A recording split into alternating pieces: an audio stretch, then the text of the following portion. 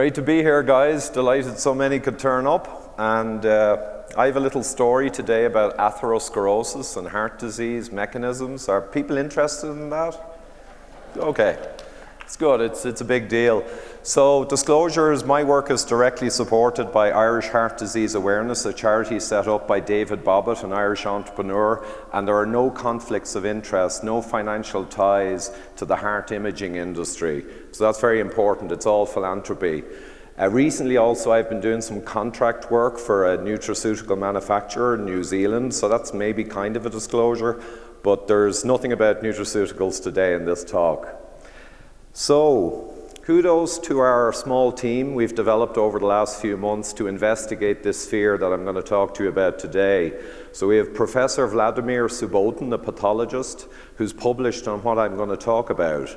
And also we have a bunch of Irish, American, Australian pathologists and doctors who are on our little team. And we're going to publish on this stuff hopefully in the near future. So pathogenesis, or the progression of atherosclerosis, is it inside out? So the LDLs in your bloodstream, those pesky little creatures, actually migrate into your intima, the inner lining of your arterial wall, from the bloodstream. And that's the orthodox view. And it's quite a dogma, I might say. And just a quick clarification, that's not Dr. Thomas Dayspring there, though it does resemble him. So is that the case inside out, or is it possible that it's outside in? You know, that would be very interesting, and it would change our whole view of atherosclerosis initiation. And that is the view published on by Professor Subbotin, a few publications. So we're working through this now to see how correct it might be. So last year, disclosure, I went through the inside-out orthodox theory in great detail and explained it. So I came over all orthodox on you guys.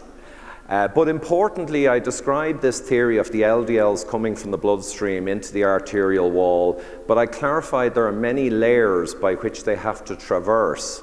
You know, the glycocalyx, the endothelial single cell layer, they have to get trapped in the subendothelial intima, proteoglycans and trap them, and the all-important HDL efflux. So HDL removes excess cholesterol from the intima and takes it away. So that's a very important part of the system. But I made the point that if indeed LDLs come via this route, it is only almost exclusively due to negative factors that I would call the primary root causes of atherosclerosis progression. So it's not so much the LDLs, even if this mechanism is true. It's the primary root causes that enable this transport. So we should always think of the root causes rather than just a number of particles. But that said, let's get on with the other theories. So a short history of cholesterol. Anich Koff, a century ago essentially, came up with the initial cholesterol hypothesis. And then for around 60 or 70 years, not a whole lot happened. But in the 70s and 80s, there was tension because new people with new science were questioning this hypothesis. And there was a lot of tension building as to whether it was a correct hypothesis. So we saw at that time then the Time magazine, you know, cholesterol will kill us, and it was a kind of a crazy period.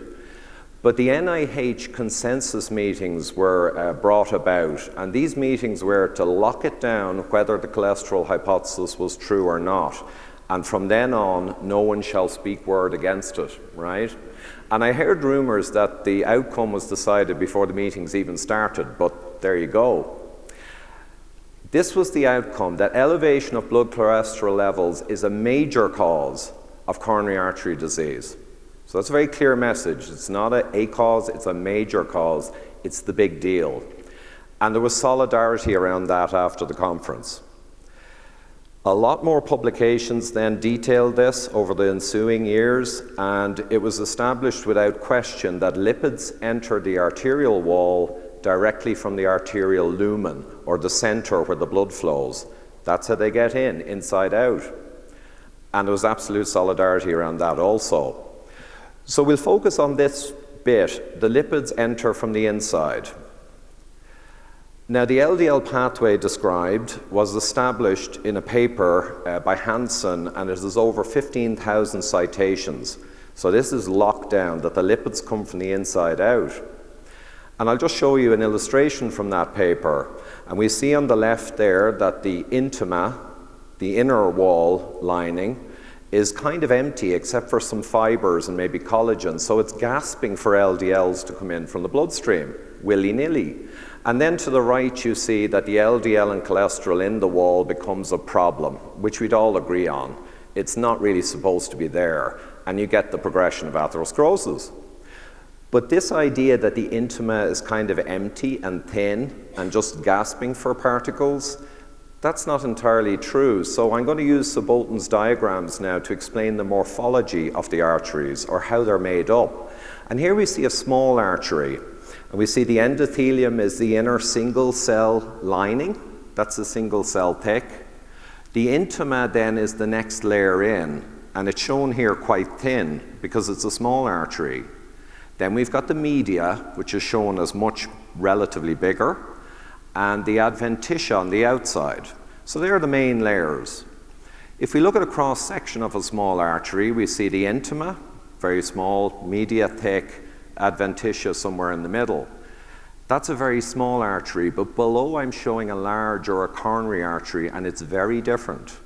So the little intima we see up top is actually a much bigger structure in a coronary artery. And the relatively big media in a small artery is actually smaller than the intima in a big artery. And so Bolton noted that this design of coronary arteries pertains to all humans without any exception. There's no discussion on this. The coronary arteries are utterly different, with a 30-cell deep, thick intima. And to illustrate, here we see a 7-day-old. The black line is kind of the intima area. It's tiny, and the media is in yellow. It's quite thick relatively. A 5-year-old, we see the intima growing naturally as the arteries get bigger, carry more pressure. A 15-year-old, the intima is almost the width of the media. And a 30-year-old even, we see the big, thick, diffuse intimal thickening that's physiologic and normal. And a 50-year-old is going to be bigger again. And anyone who has atherosclerotic problems, it's going to be bigger again, right? Because the intima is a rapidly cell-reproducing tissue, one of the most so in the body. And any insults to it or any issues, and it will rapidly replicate. This differentiation of coronary intima into multicellular layered compartment occurs in all humans without exception. So you can accept that this is the fact. We see this in many studies, 30 cells thick. But the main cholesterol hypothesis papers always show it as a kind of a empty with some fibers chamber, right? And this is actually incorrect. It's not shown as it really is. But we have many, many, many publications in the cholesterol world that all show the incorrect morphology. This one is kind of amusing because they do show an intima that's as thick as the media, so they're getting close to the truth. But notice that they're at pains to say in the narration, the normal intima is a very thin region. Size is exaggerated in this figure. So they actually call out in words that they're incorrect, which is kind of interesting. So why? Why would all these cholesterol publications be wrong? Seems kind of odd. Now, Bolton suggests the reason is quite simple. A depiction of the real coronary human artery morphology is not suitable for the cholesterol hypothesis. Okay, that's his idea. Which is, of course, that lipids enter the arterial wall directly from the lumen. And if you show a 30-cell deep, dense structure, it kind of makes it a bit awkward wondering how they go through. So I think that might be why they leave all that awkward stuff out. So a lot of analysis luckily has been done on how the lipids build up in that intima. And there's some extraordinary work from Nakashima and others. And I'm going to go through it now. So I'm going to show you cross sections of arteries with a visual view, that's just a light microscope, with a lipid view where they stain red any cholesterol, so you can see where the cholesterol begins to build up, and an immune cell view where they stain for macrophage. So here we have basically the LDLs are shown there, and they're in the blood just at the edge of the intima, and the little arrowheads are where the intima ends, and below that is the media layer. So this is normal intimal thickening, like I showed you earlier. It's healthy, normal. Here's early lipid buildup, and hopefully you notice that the lipids, the cholesterol, is building up right down at the bottom of the intima, right at the interface with the media. So the LDLs are up in the blood. If they're coming in, why is the cholesterol building up only in the distal or deepest layers? We have more lipid buildup in a later stage, and again you see a band of cholesterol in red there in the center diagram, all building up in the deepest intima, but no traces of cholesterol on the journey to the deepest intima by these LDLs, if they were bringing it in.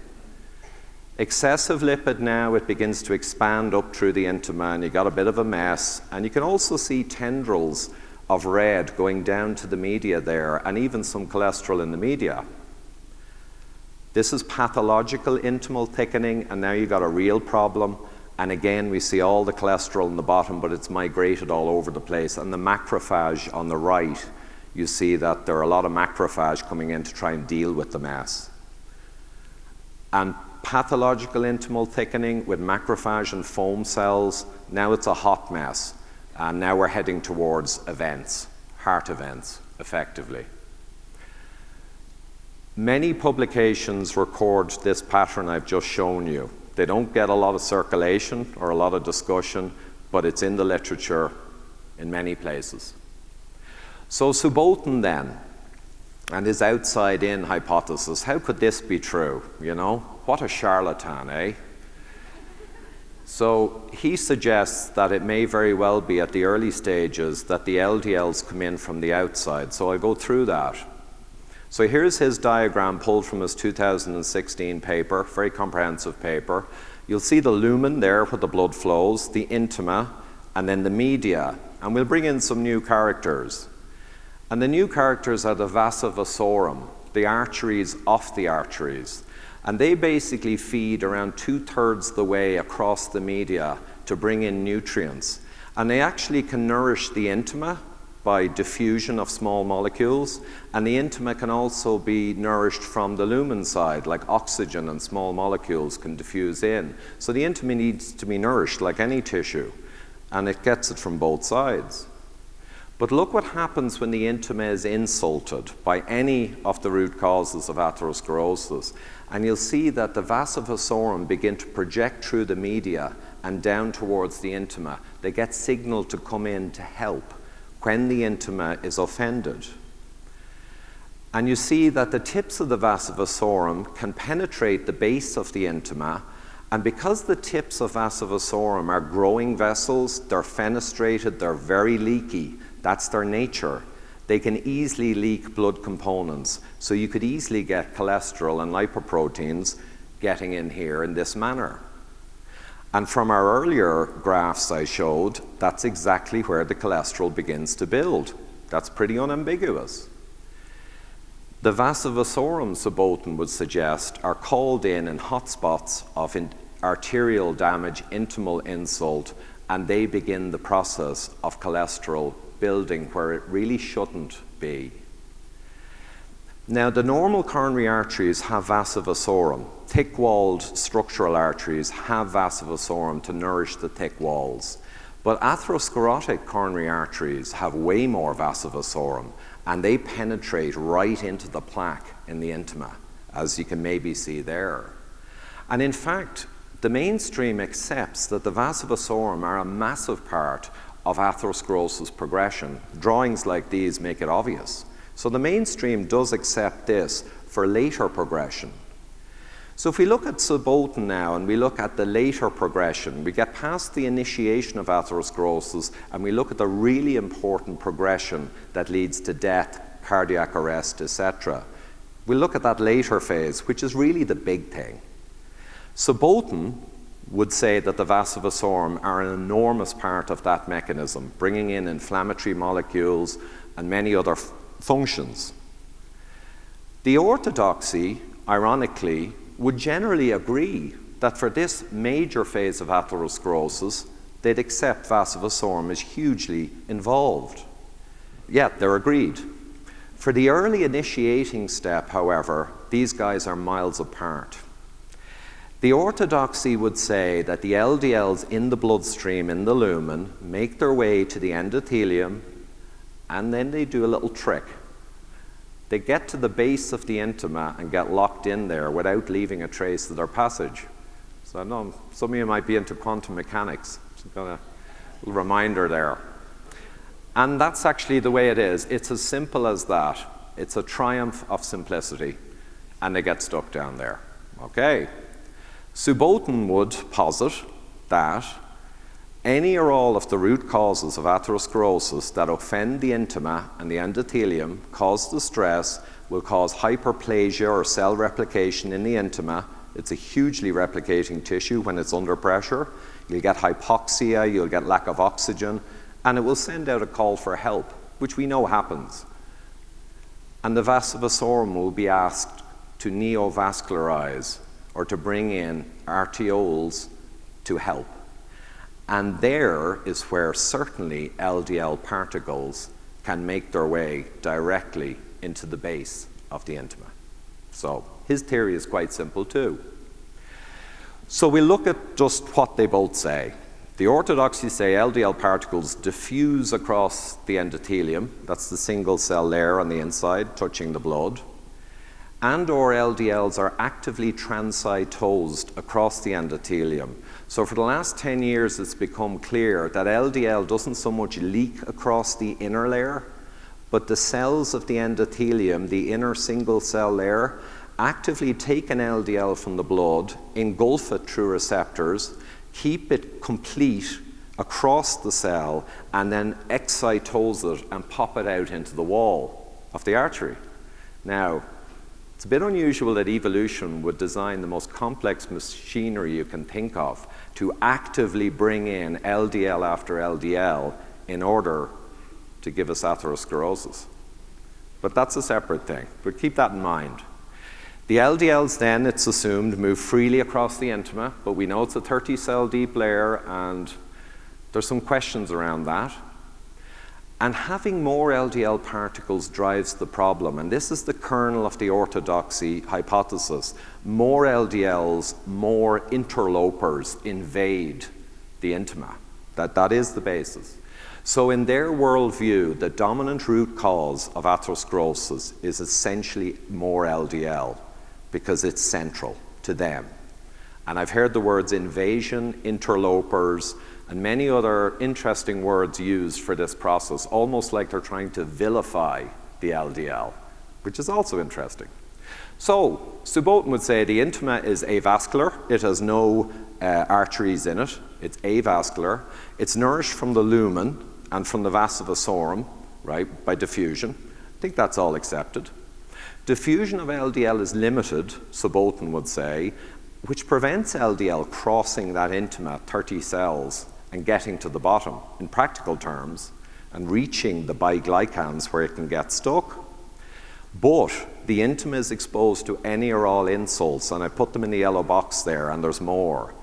And that will cause hyperplasia, cell replication, distress, hypoxia, etc. can happen, lack of oxygen. That upregulates HIF1 and VEGF, very powerful signalers for angiogenesis, or for artery creation and progression.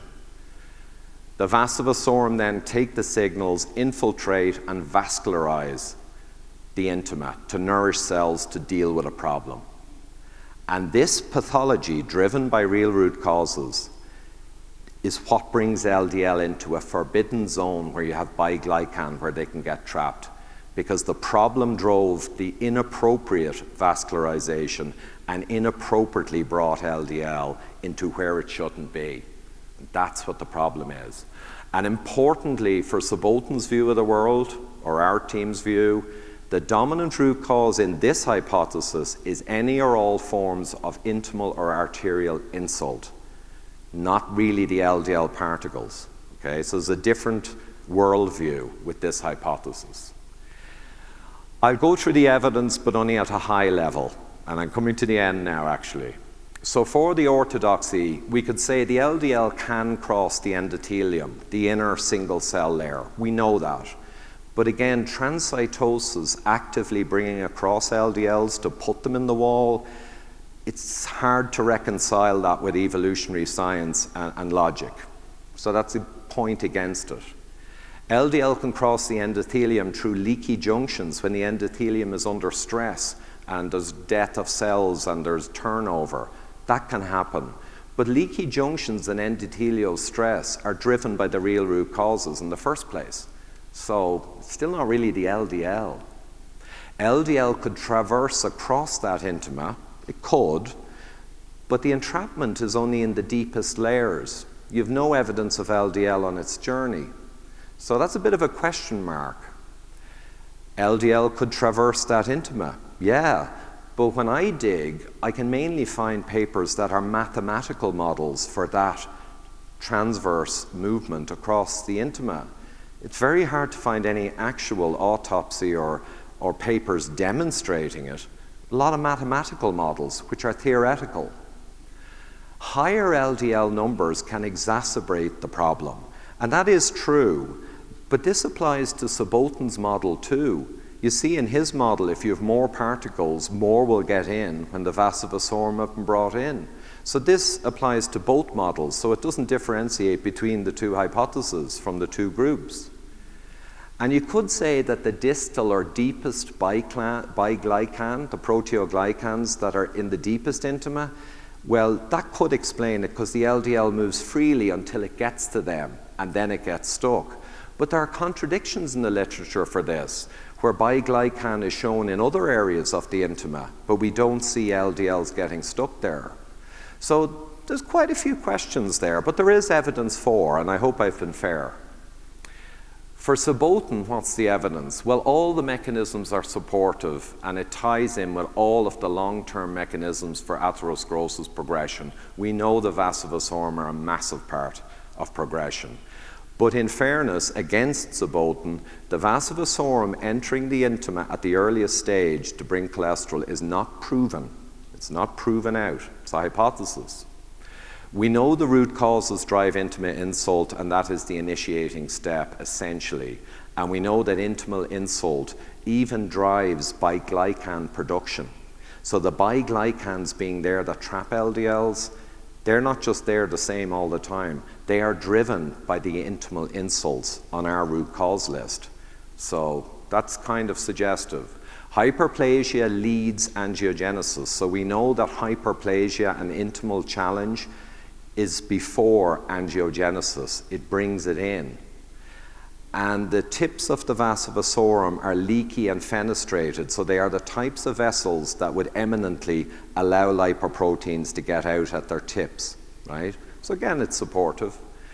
OutsideIn precedes endothelial distress. So there are some papers where infiltration of vasa vasorum and outside inflammatory components actually occur a couple of weeks before the endothelial distress shows up. So again, it's suggestive. And vasa vasorum precedes endothelial dysfunction in other papers. So again, there's a lot of circumstantial that says the vasa vasorum are in at a very early stage. Here's an interesting one from Dr. Travis on our team. He dug out a paper, perivascular adipose tissue, which is the fat wrapped around your coronary arteries. That's always required before you get atherosclerosis. It must be there. And he has another paper which proposes that perivascular fat around your arteries is a storehouse for oxidized LDL, and it actually feeds oxidized LDL from the outside in into the artery. So this is very thought-provoking, that mechanism. I've skipped that one for time. I'll go to the corneal vascularization data. And this is an interesting proof point supporting Boltons' theory. So when you get lipid buildup in the eye relating to corneal transplants and issues of that nature, they have proven that microvessels come in like vasovasorum, neovascularization, comes into the eye before any lipids build up.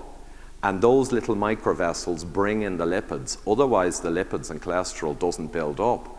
So again, it's kind of a parallel to Boltons' theory, and it's a nice proof point to support it. More than hypoxia drives vasovasorum, those HIF1 and VEGF that brings in the troops of vasovasorum, it's not just hypoxia.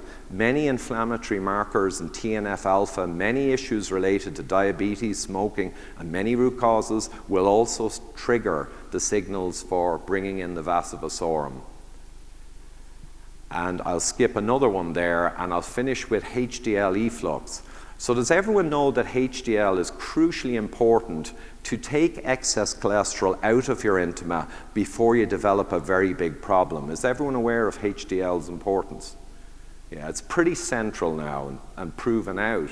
But I always thought that HDL in the intima got cholesterol and engulfed it and then brought it out into the lumen, into the bloodstream. But what I found out recently from Gabor Erdoshi is that the HDL gets the cholesterol in the intima and it makes its way to the outside. So micro lymphatic vessels like vasovasorum take all the HDL and cholesterol out to the outside of the artery. So even all of that crucial efflux all relates to going out to the outside of the artery, not the inside, which kind of makes this all the more thought-provoking. So their worldview of these two groups. The orthodoxy, when you see studies like this, we have so many studies, and I'll just explain briefly. In this one, we see LDL going up higher and higher in a group of people, but for low blood pressure and medium blood pressure people, higher LDLs don't increase media thickness. They don't increase atherosclerosis in this study. But people with high blood pressure, then higher LDL does exacerbate their thickness. So it's an example that if you've got a genuine problem going on, a higher LDL can make things worse, right? And there's many examples of this. People with low insulin resistance, higher LDL doesn't make a difference, but people who are insulin resistant, higher LDL may show a signal. And the same for iron metabolism issues. And I could go on and on. LDL being higher showing an issue almost always links to the person having an underlying problem of some sort from the root cause list, generally. But the orthodoxy would call the LDL the root cause, in spite of what I just said. It's the LDL that's the big thing. And what would they say about all the real root causes that we view as fundamental? Well, they tend to say they're risk mitigation things. They're peripheral things. They're interacting factors that we can tweak to bring the risk down, but the focus is on the LDL. With Boltons' world, the focus is on the root causes that cause arterial insult, intimal insult, and trigger the whole process. That's root cause. And in the engineering world I'm from, that would be root cause without a question. And we would call the LDL exacerbating when there's a problem present by being higher, we'd call that risk mitigation. Because if we couldn't fix the root cause, in engineering we would take a factor like LDL and maybe lower it as a short-term measure to mitigate or lessen the problem. But we'd never call it root cause because of what I've told you. So last slide now, this is the high orthodoxy. This is boring. All around the cholesterol inside-out theory. And he's published many papers, but this one is almost shouting at the crowd. So it's the central role of arterial retention of LDLs, essentially. And you can see I've underlined a triumph of simplicity. So they're basically saying, look, all you guys arguing about LDL, it's bloody simple, guys. It's what we said. They get in, they invade the intima, and that's your problem. And this is in current opinion in lipidology.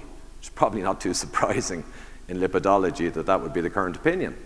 But what did they say about what we value as the root causes of atherosclerosis progression? How did they cover them? Well, they have a table, and it's very revealing. They decided they're going to put a table as what's really important in the pathophysiology of atherosclerosis and what's kind of peripheral. And right up the top in their new table, they put LDL particles as causative. Top of the heap, that's the big thing. And the rest of the root causes, either they're exacerbating or they're bystanders. Right? So in other words, all the other stuff in atherosclerosis, it's secondary to those nasty LDL particles, right? So we've got big differences of opinion. And this Bolton hypothesis is important because if it's true, it will make it a lot clearer what's really root cause and what's really peripheral. So I think it's very important. And it is true that myself and our team are outside of proving this hypothesis at the moment. But I've no doubt in the next few months, don't worry, because we're going to be moving in. Thank you.